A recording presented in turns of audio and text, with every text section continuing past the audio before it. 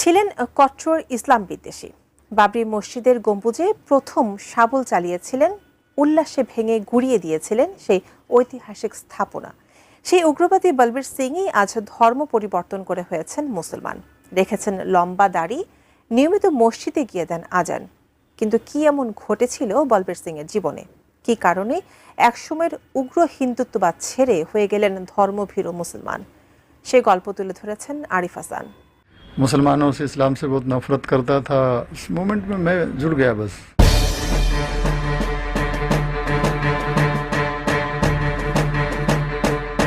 1992 সালের 6 ডিসেম্বর ভারতের ইতিহাসের এক কালো দিন। অযোধ্যার 464 বছরের পুরনো বাবরি মসজিদে হামলা চালিয়ে গুঁড়িয়ে দেয় বিশ্ব হিন্দু পরিষদ, নরেন্দ্র মোদীর বিজেপি ও শিবসেনার সমর্থকরা। আগুন ছড়িয়ে পড়ে পুরো দেশে। দাঙ্গায় প্রাণ হারান 2000-এর বেশি মানুষ।